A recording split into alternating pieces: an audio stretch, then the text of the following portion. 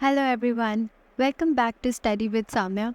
I'm thrilled to have you here for part 7 of our series on law relating to patents, specifically crafted for CS executive students following the new syllabus.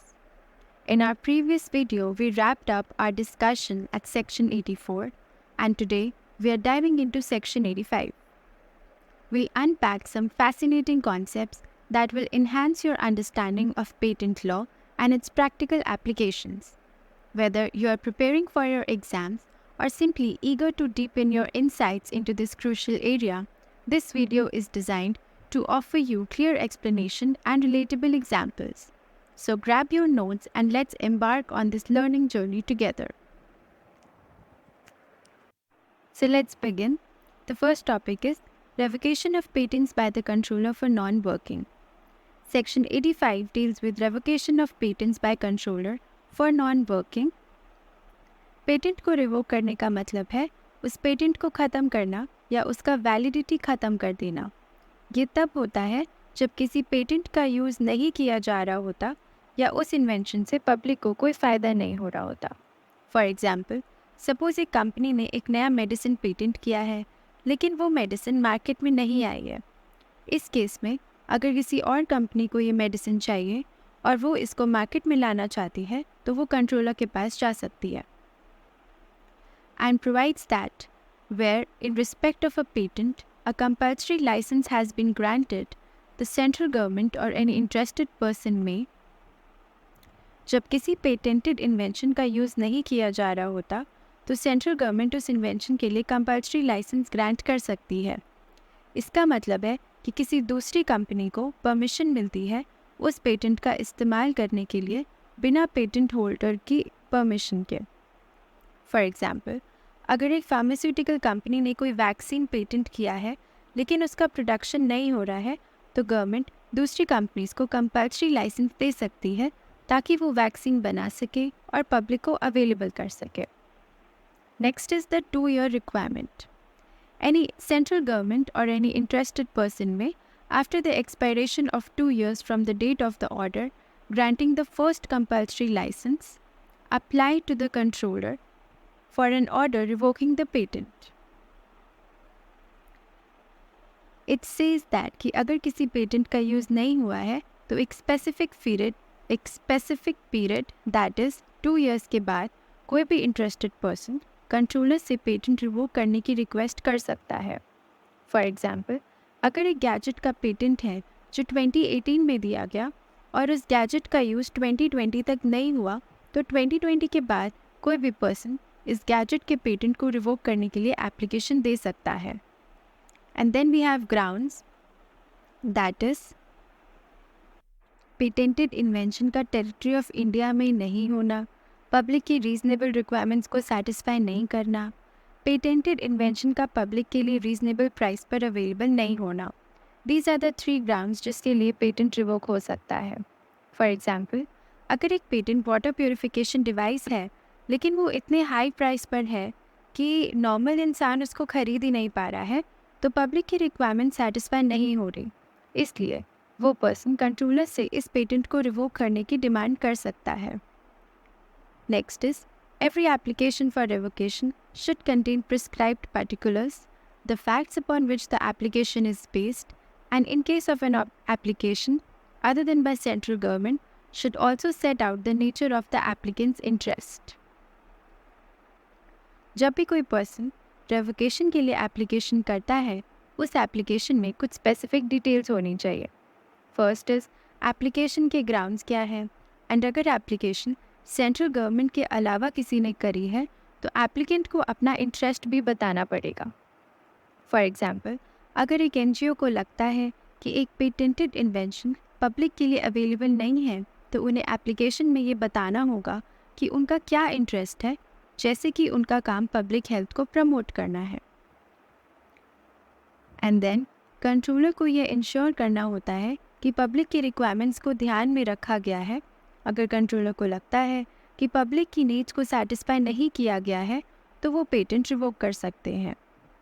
Controller के पास एक obligation होता है कि वो इस application को समझने और डिसाइड करने में ज़्यादा से ज़्यादा 1 year का टाइम लें।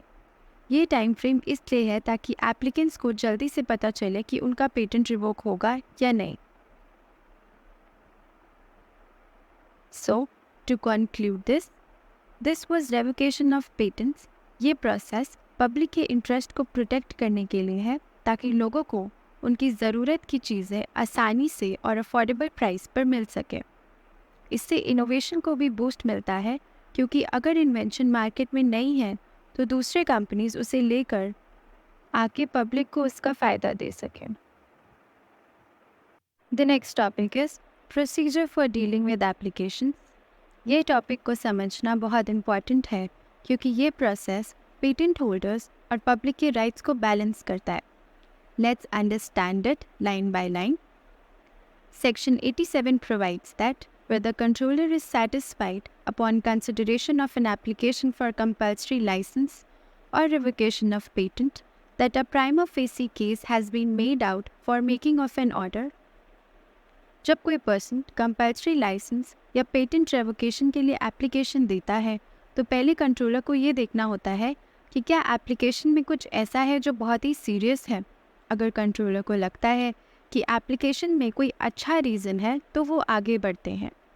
फॉर एग्ज़ाम्पल, अगर एक एनजीओ ने एप्लीकेशन दी है ये कहकर कि एक मेडिसिन का पेटेंट रिवोक किया जाए क्योंकि वो मार्केट में नहीं है, तो पहले कंट्रोलर देखते हैं कि क्या इस एप्लीकेशन में कोई वैलिड पॉइंट्स है या नहीं। He shall direct the applicant to serve copies of the application upon the patentee and any other person appearing from the register to be interested in the patent। अगर controller को लगता है कि application में कुछ वैलिड पॉइंट्स हैं तो वो एप्लीकेंट को ये कह देते हैं कि वो पेटेंट होल्डर और किसी दूसरे इंटरेस्टेड पर्सन को एप्लीकेशन की कॉपीज़ भेजें and shall publish the application in the official journal. इसके बाद कंट्रोलर एप्लीकेशन को ऑफिशियल जर्नल में पब्लिश कर देते हैं। ये पब्लिकेशन सबको इस एप्लीकेशन के बारे में इन्फॉर्म करती है। Then it is notice of opposition. The patentee or any other person desiring to oppose the application may within prescribed time or within such further time as the controller may on application allow give to the controller notice of opposition। अगर patent holder या कोई दूसरा person इस application के खिलाफ है तो उन्हें एक स्पेसिफिक टाइम पीरियड के अंदर नोटिस ऑफ ऑपोजिशन देना होता है। नोटिस में ये बताना होगा कि उन्होंने ऑपोजिशन क्यों दिया है, दैट इज़ उनके पास क्या रीज़न है एप्लीकेशन अपोज करने का। Where any such notice of opposition is duly given the controller shall notify the applicant. जब नोटिस ऑफ ऑपोजिशन मिलता है तो कंट्रोलर एप्लीकेंट को इस बारे में इन्फॉर्म करेगा एंड कंट्रोलर दोनों पार्टीज़ को एक अपॉर्चुनिटी ऑफ बीइंग हर्ड देगा। इसका मतलब है कि दोनों अपने आर्ग्यूमेंट्स रख सकते हैं। So this was the procedure for dealing with application. ये प्रोसेस इसलिए इम्पॉर्टेंट है क्योंकि इससे इंश्योर होता है कि सब स्टेक होल्डर्स को अपने व्यूज़ रखने का मौका मिले। इस प्रोसेस से ट्रांसपेरेंसी आती है और सबको अपने राइट्स के लिए आवाज़ उठाने का मौका मिलता है। The next topic is powers of controller in granting compulsory licence. Section 88 provides that where the controller is satisfied that the manufacture, use, or sale of materials not protected by the patent is prejudiced by reasons of conditions imposed by the patentee upon the grant of licenses under the patent। जब controller को लगता है कि कोई materials जो patent से protected नहीं है उनकी मैन्युफैक्चरिंग, यूज़ या सेल पर पेटेंट होल्डर की इम्पोज किए गए कंडीशन की वजह से बुरा असर पड़ रहा है तो वो कंपल्सरी लाइसेंस ग्रांट कर सकते हैं। फॉर एग्ज़ाम्पल, सपोज़ एक कंपनी ने एक इम्पॉर्टेंट टेक्नोलॉजी का पेटेंट लिया है और उसने कुछ स्ट्रिक्ट कंडीशंस इम्पोज किए हैं। अगर वो कंडीशंस दूसरे प्रोडक्ट्स की मैन्युफैक्चरिंग को रोक रहे हैं तो कंट्रोलर इन कंडीशंस को देखते हुए कंपल्सरी लाइसेंस को ग्रांट कर सकता है। He may order the grant of licenses under the patent to such customers of the applicant as he thinks fit, as well as to the applicant।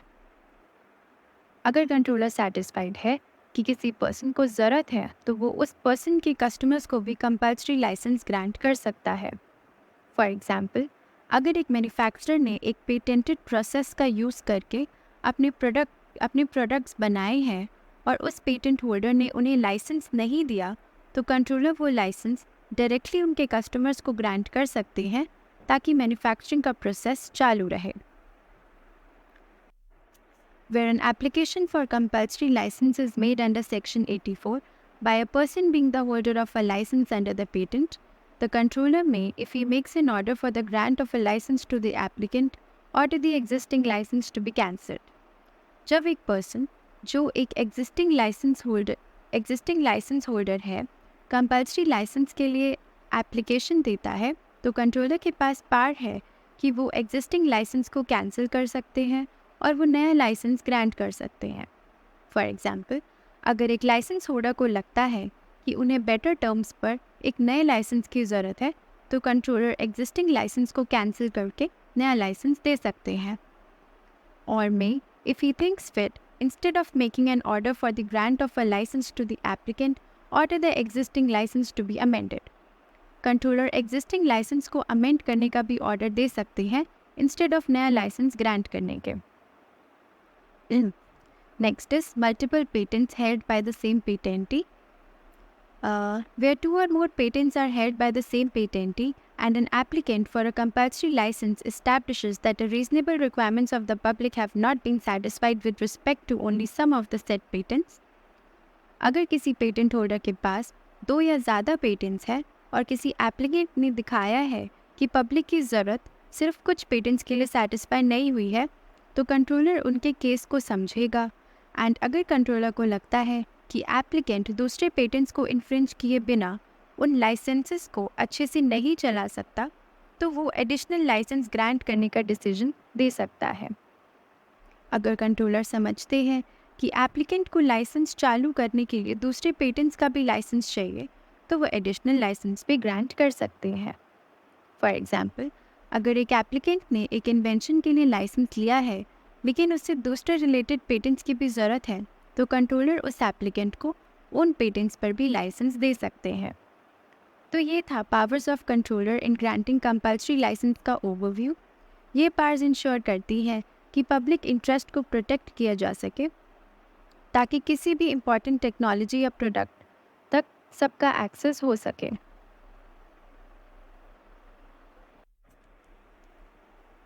Next is divisions of terms and conditions of a licence. जब controller किसी licence के terms और conditions set कर देते हैं, तो वो officially valid होते हैं। ये टर्म्स लाइसेंसी और पेटेंटी के बीच अग्रीमेंट पर आधारित होते हैं। फॉर एग्जांपल, सपोज एक कंपनी ने एक पेटेंटेड टेक्नोलॉजी का लाइसेंस लिया और कंट्रोलर ने इसके लिए कुछ स्पेसिफिक टर्म्स सेट किए हैं, जैसे कि रॉयल्टी रेट्स और पेमेंट टर्म्स। लाइसेंसी, अगर उन्होंने इन्वेंशन को कमर्शियल स्केल पर कम से कम 12 मंथ्स तक काम किया है, तो वो कंट्रोलर के पास एप्लीकेशन दे सकते हैं कि वो टर्म्स एंड कंडीशंस को रिवाइज करें। लाइसेंसी को ये बताना होगा कि जो टर्म्स उनके लिए सेट किए गए हैं वो उन्होंने सोचा था उससे ज़्यादा कठिन है और इस वजह से उन्हें इन्वेंशन को काम करने में लॉस हो रहा है। लेकिन ये ध्यान रखना ज़रूरी है कि कंट्रोलर किसी लाइसेंसी की एप्लीकेशन को दूसरी बार नहीं सुनेंगे। The last topic for today is termination of compulsory licence. Section 94 provides that on an application made by the patentee or any other person deriving title or interest in the patent, a compulsory license may be terminated by the controller. जब किसी पेटेंटी या उनसे title या interest प्राप्त किए हुए person controller के पास application देता है, तो वो कंपल्सरी लाइसेंस को टर्मिनेट करने की रिक्वेस्ट कर सकता है। लाइसेंस को टर्मिनेट करने के लिए ये इम्पॉर्टेंट है कि वो सर्कमस्टांसेस जो लाइसेंस ग्रांट करने के लिए ज़रूरी थी वो अब नहीं है और उनका दोबारा होना भी संभव नहीं है। In this regard, the holder of the compulsory licence has been entitled to object such termination. Compulsory licence का होल्डर इस टर्मिनेशन पर ऑब्जेक्शन कर सकता है। मतलब, अगर वो लाइसेंसी को लगता है कि टर्मिनेशन का डिसीजन उनके लिए अनफेयर है, तो वो इसके खिलाफ कंट्रोलर के पास अपनी बात रख सकते हैं। तो ये था टर्मिनेशन ऑफ कंपल्सरी लाइसेंस का ओवरव्यू।